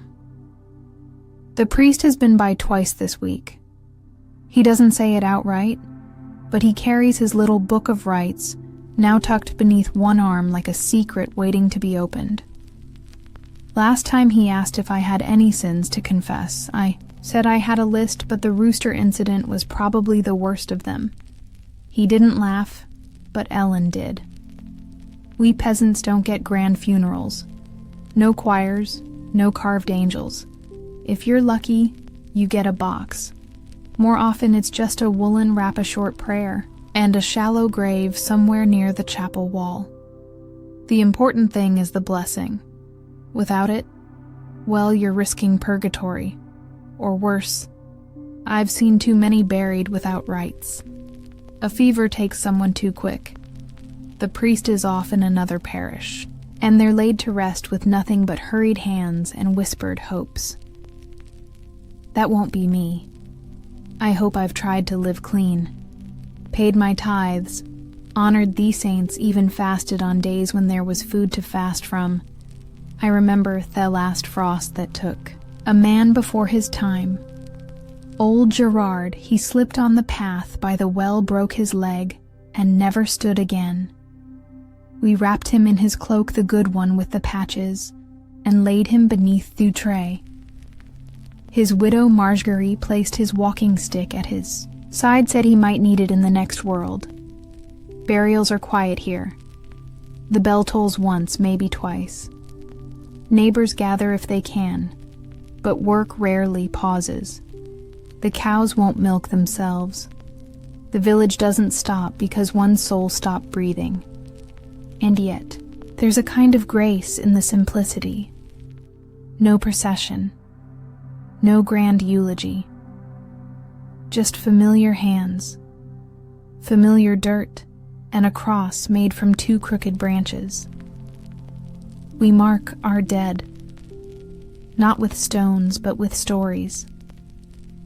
The way he laughed, the way he always fixed the church roof before anyone asked, the way he once ate an entire onion on a dare. That's how we live on, not in marble but in memory. I've asked Ellen to sing for me when the time comes, just a quiet hymn, nothing fancy. She has a soft voice like a lullaby, wrapped in wool. I'd rather go out listening to that than the priest wheezing Latin. The children have started treating me differently too. My youngest granddaughter Alice, Asked if I was going to turn into a ghost, I told her only if she kept stealing turnips from the cellar. She giggled, but I saw the worry in her eyes.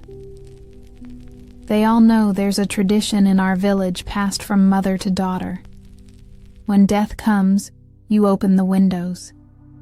Even in winter, it's said to let the soul out to carry it skyward. I don't know if I believe it, but I've left instructions anyway, just in case. And then there's the matter of legacy. A strange word for a man who owns nothing. No title, no wealth, no land. But maybe legacy isn't gold. Maybe it's the fence I helped mend, the prayer I whispered beside a sick bed, the way my eldest son now kneels before supper without being told. The church teaches that if we live rightly, we'll be rewarded after death. A place without hunger or pain or frostbitten toes. I hope that's true. But I've also learned not to count chickens, especially after last winter when the fox got in. Still, I do wonder what will they say when I'm gone. That I worked hard, that I loved Ellen, that I always remembered to patch the thatch before the rains came. Maybe that's enough. Ellen says she'll bury me near the elder tree if the ground isn't frozen. I like that spot. It's quiet. In the spring, the roots smell like sweetness and old wood. And if she places the carving, I made the one with the little rooster on it, I suppose. I'll go out with a bit of a smirk, so when the end comes and I think it's close now, I'll meet it, like I've met every storm, every famine, every failed harvest, with quiet resignation, a muttered curse and a bit of hope, not for heaven, but for memory for a life lived. If not easily, then at least completely. It's not the fear of death that weighs heaviest. It's the worry that you'll be forgotten, that everything you built, everything you endured might vanish, like smoke up a chimney. But I take comfort in knowing my hand shaped this place. Every groove in the woods, every furrow in the soil bears my mark. The village remembers in quiet ways. A child repeating a saying you once muttered. A patch of herbs still growing by the path because you dropped seeds there half a lifetime ago. A crooked fence post no one ever bothered to fix because it was just how Thomas made it. And when Ellen lights the half long after I'm gone, the warmth will still reach the same corners. Maybe that's all. We can ask to have mattered in small ways, to have been part of something that keeps on breathing after we don't. So I close my eyes with no grand speech, just the crackle of fire, the smell of peat, and the quiet rhythm of life continuing as it always has. And maybe, just maybe, someone will sit by the elder tree one day and feel a little warmth in the breeze. Not enough to name, not enough to explain, but enough to know that someone lived here, loved here, and passed quietly, remembered not in marble, but in the marrow of the village itself.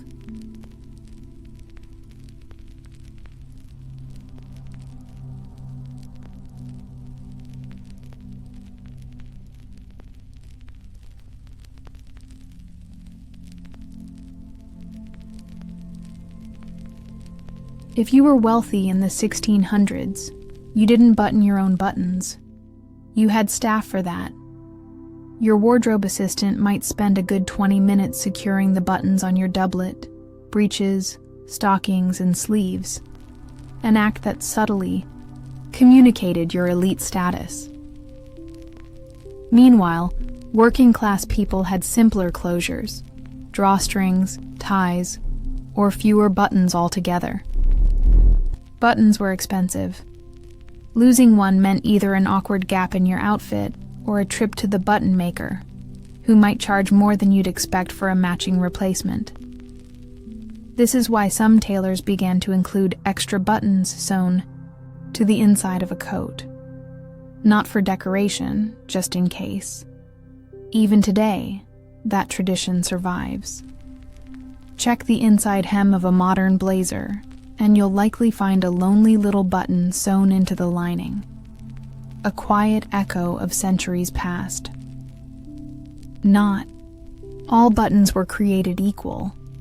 Some were hollow, some opened, some hid tiny compartments for carrying perfume, locks of hair, or even smuggled documents. In 18th century England, spy buttons were real, used by both criminals and covert agents. Hollowed-out buttons might contain miniature maps, coded messages, or doses of poison. During the American Revolution, some officers wore buttons with embedded compass needles to help them navigate unfamiliar terrain.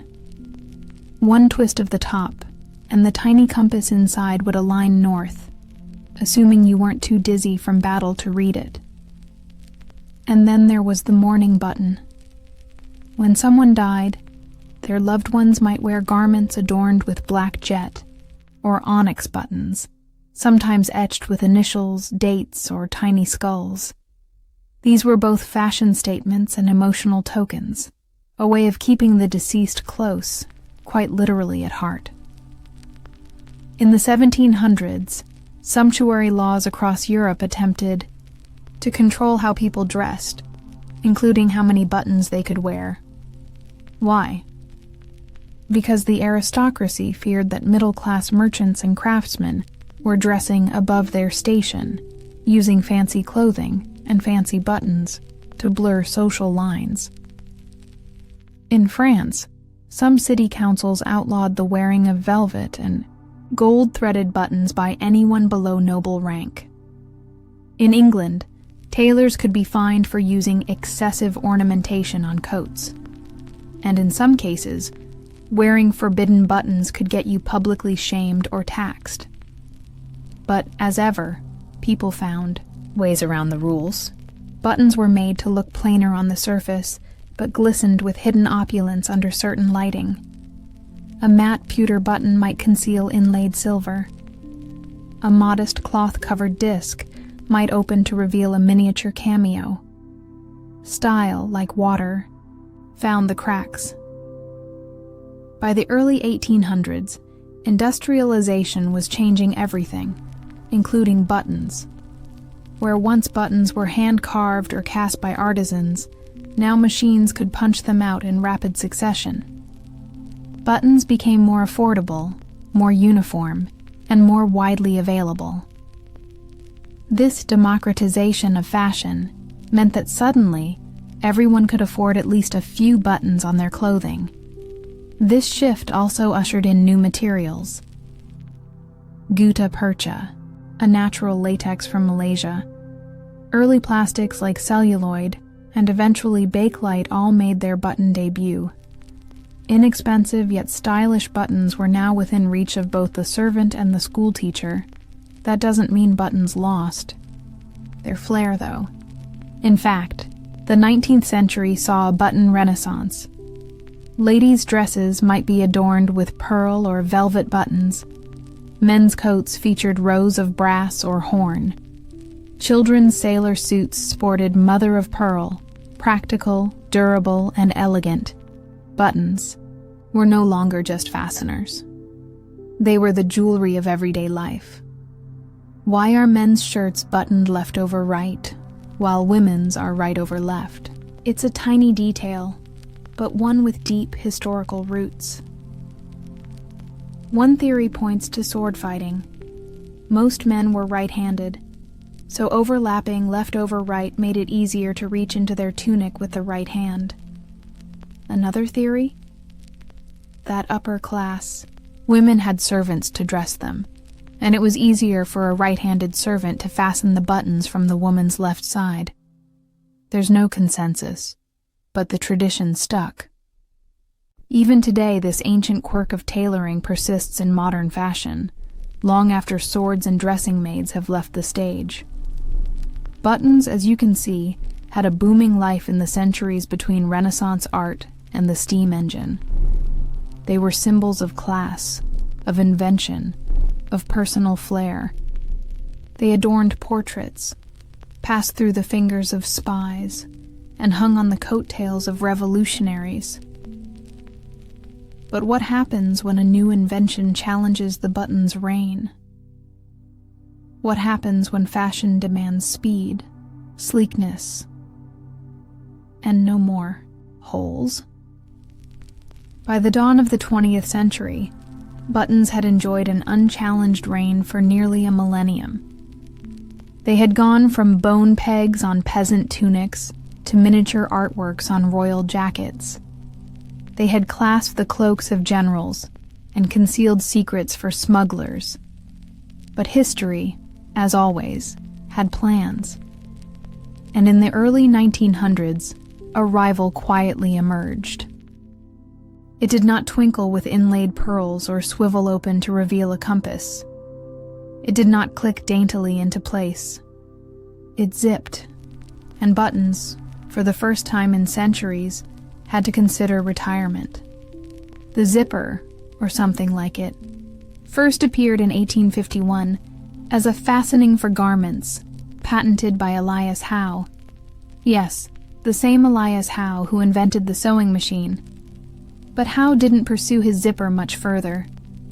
The idea was ahead of its time. In 1893, Whitcomb Judson introduced what he called the clasp locker, a clunky, unreliable fastener intended for shoes. It was complicated, it jammed, it fell apart, but it inspired a new wave of innovation.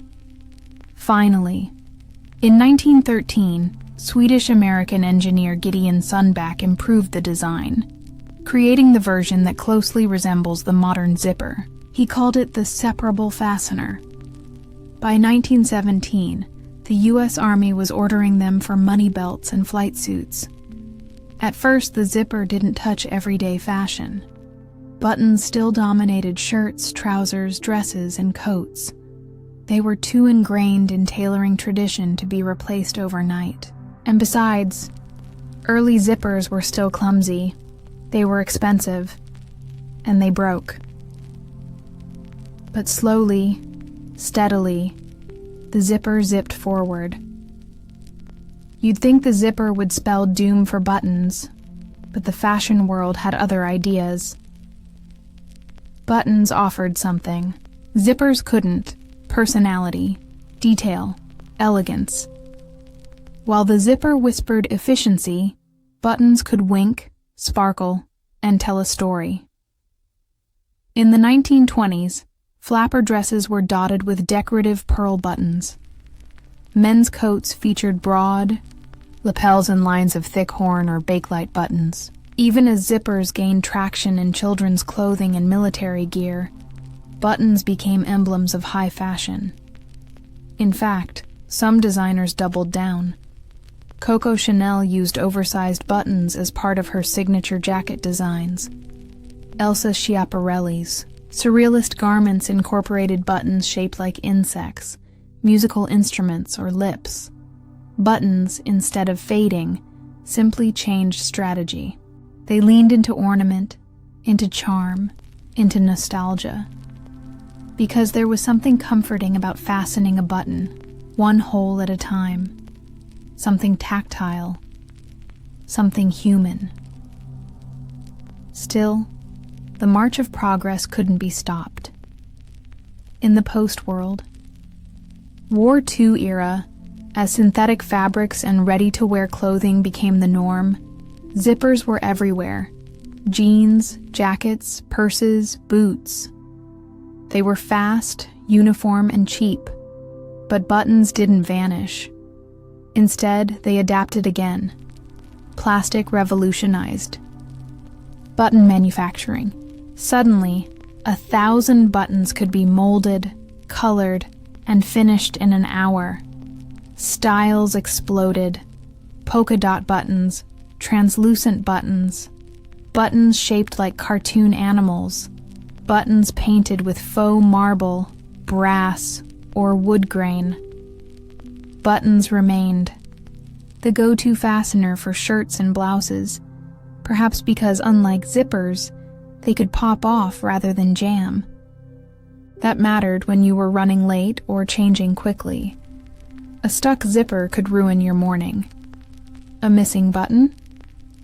You could sew on a spare. Even manufacturers saw value in that, and thus, the lonely spare button continued to accompany tags and receipts in clothing bags across the world, often ignored, but waiting loyally for its moment. In the latter half of the 20th century, buttons made a surprising leap, from clothing to causes. Campaign buttons became miniature billboards. I like Ike. Nixon now. Yes, we can. Political movements and protest groups adopted the button for its simplicity. Cheap to make, easy to wear, impossible to ignore. Suddenly, buttons weren't just about fastening. They were about speaking, wearing your ideals on your chest. Literally. Even today, from election pins to novelty, buttons, the tradition continues. It's a quieter use of the button, but a powerful one. While buttons and zippers dominated Western fashion, other regions and traditions maintained their own closure customs. In China, the frog closure, a decorative knotted button, remained standard on many traditional garments. In India, hook and loop fastenings were common on saris and kurtas. In parts of Africa, buttons were both decorative and symbolic, incorporated into beadwork or ceremonial robes. In Japan, the kimono's obi sash required no buttons at all, relying on complex folding and tying. But modern Japanese streetwear, with its blend of East and West, brought buttons back in creative forms. Tiny enamel characters, laser-cut wood, or recycled resin. Across the globe, buttons never fully disappeared. They evolved, diversified, and adapted. Today, your fingers press buttons more than ever, but most of them aren't sewn to your coat. They're glass, virtual, embedded in touchscreens and keyboards. Even in clothing, innovation continues. Magnetic. Fasteners, Velcro, elastic bands, and invisible zippers now offer alternatives, but the humble button persists. Walk into any department store and scan the shirts, coats, cardigans, and dresses. Buttons remain the workhorses of daily fashion. Why? Maybe it's tradition, maybe it's tactility, or maybe it's the small satisfaction of threading that tiny disc through a hole and hearing the faint click, a sound that says quietly and reliably, "You're dressed, you're ready." Buttons rarely make headlines. They are not carved in marble or remembered in textbooks. But they outlast trends. They endure revolutions. They survive washing machines, playtime, and decades in forgotten suitcases. They connect us to ancestors who buttoned their coats before marching to war, to grandmothers who kept tins of spare ones in sewing baskets, to children who struggled with the top button on the first day of school. The story of the button is the story of ordinary people, fastening, mending, adapting, and carrying on. So the next time you fumble with a stiff collar or press that extra button in a fitting room, ask yourself, what other tiny inventions quietly shaped the rhythms of human life without ever demanding our attention? You've probably waited for mail before. Perhaps it was a birthday card, a long-awaited package, or even a bill you weren't eager to see. And even in our world of lightning-fast messages and real-time delivery updates, there's still something faintly magical about the arrival of physical mail. But now imagine this. You're living in 1500 BCE, in the dusty heart of Mesopotamia. There is no paper, no stamps, no post office, and yet, somehow, you still receive a message, a real one, delivered across miles of dangerous terrain through the hands of a man on foot or a rider on horseback. This is the story of the very first mailman, long before the uniform, long before the mailbox. The couriers of ancient times carried royal orders, political gossip, and urgent news. They were fast, often silent, and surprisingly reliable. And if they ever lost a message, let's just say the consequences could be final. In the earliest urban civilizations, like Sumer and Akkad, writing itself was still a fresh invention. People didn't jot things down lightly. Writing required trained scribes, damp clay, and a stylus carved from reed. And yet, even then, people sent messages. Cuneiform letters were pressed into wet clay tablets and allowed to dry, either in the sun or in a low fire. These tablets weren't always large. Some were barely the size of your palm, wrapped in another thin layer of clay like an envelope. The outer layer would bear the address and a seal from the sender. If the seal was broken, it meant someone had tampered with the message. A very ancient kind of privacy breach. Couriers, often messengers employed by temples or royal houses, would carry these heavy clay notes across cities and kingdoms, sometimes on foot, sometimes with donkey caravans. The journey could take days, or weeks.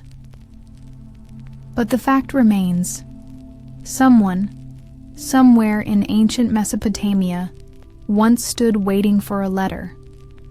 One unearthed tablet from Mari, written around 1800 BCE, reads almost like an impatient email. A man writes to a subordinate, "Why have you not sent me the news? This is the second time I write. Send it at once."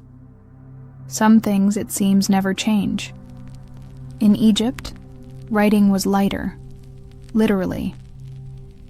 Papyrus scrolls offered a portable alternative to clay, and they were ideal for correspondence across the Nile Kingdom. Pharaohs sent orders, priests dispatched festival schedules, and tax collectors requested payment in long, curling scrolls tied with string. Egyptian messengers were known as Sesh per Ankh, scribes of the House of Life. They didn't just write messages, they often carried them too. The government had its own communication networks, including dispatch boats that moved letters up and down the Nile with remarkable speed. These were not mere runners, they were trusted functionaries. If you received a message sealed with the cartouche of the pharaoh, you took it very seriously. And in case you're wondering, yes, even in ancient Egypt, some letters were personal. In one recovered papyrus, a man complains to his brother that he has not written in weeks and asks whether the delay is due to illness or insult. Have I offended you? Or are you merely forgetful? Friendship, it seems, also demanded follow-up. By 500 BCE, the Persian Empire stretched from the Aegean to the Indus, over 2,000 miles. To keep this vast realm connected, King Darius the Friend created one of the most sophisticated courier systems in the ancient world, the Angarium. This system used relay stations, set a day's ride apart, where fresh horses and riders waited. Messages could travel nearly 1,700 miles in just over a week, an astonishing speed for the time. The Greek historian Herodotus famously wrote of these couriers, "Neither snow, nor rain, nor heat, nor darkness of night prevents these couriers from completing their appointed course with all speed." Sound familiar? That line was later adopted by the U.S. Postal Service. The Persian postal system had formal uniforms, designated horses, and protected roadways. Messages were engraved on wooden tablets or parchment scrolls, sealed with wax, and handed off from writer to writer. These weren't love notes or family updates. They were state secrets, military orders, tax records, edicts from the king. And if a courier rode too slowly, he could be replaced, or worse. The pressure to perform was real. In ancient China, mail was a matter of order, Confucian, legal, and imperial.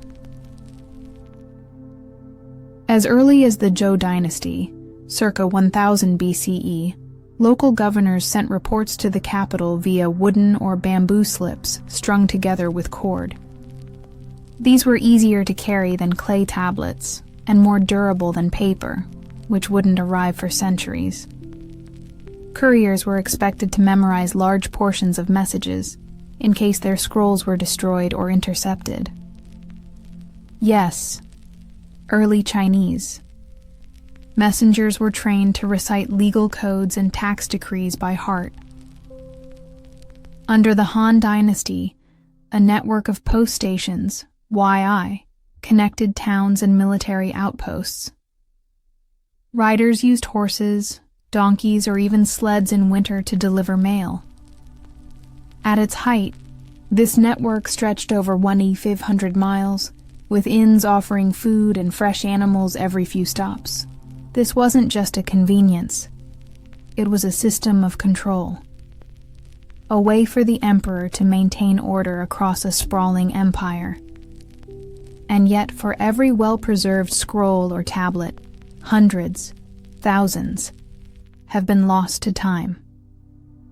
What happened to the courier whose horse went lame, or to the messenger who dropped his clay tablet into a river crossing? What about the runner who paused for a nap and was overtaken by bandits? We'll never know all their stories, but they were there. Anonymous. Figures striding across deserts, forests, and mountains to carry words from one human to another. And in that small but vital act, they helped bind civilizations together. The ancient world had no post offices, no envelopes, no stamps. And yet some mail systems worked more efficiently than their modern counterparts. So how exactly did messages move across entire empires without maps, modern roads, or GPS? And what surprising, often overlooked items did ancient couriers carry besides letters? Now that you've received your clay tablet or your papyrus scroll, you might wonder, what exactly happened between the sender and you? How did the message get from one city to another, or from the foot of a mountain to the sea? This section takes you deeper into the mechanics of ancient mail. It wasn't glamorous, no red velvet mailbags or trumpet fanfares, but it was astonishingly complex, surprisingly well organized, and in some cases quite bureaucratic. The kind of process that's easy to ignore until you're the one standing there, wondering when your message will arrive. Let's look at how the ancients built their roads, managed their routes, and sometimes even ensured their mail. Before there was mail, there were roads. And though we often imagine ancient paths as goat trails or dusty footpaths, some early civilizations constructed entire postal roads long before the Roman Empire ever broke ground. In Persia, the royal road ran from Sardis in modern Turkey all the way to Susa near the Persian Gulf. This 1,500-mile-long route was studded with post houses, each known as a pyridazis, where riders would stop, rest, and hand off scrolls to fresh horses and new couriers. These weren't just stables. They included food stores, sleeping quarters, blacksmiths, and animal feed depots. The idea was simple. Don't stop the message unless you must. Keep it moving, like a whisper on the wind.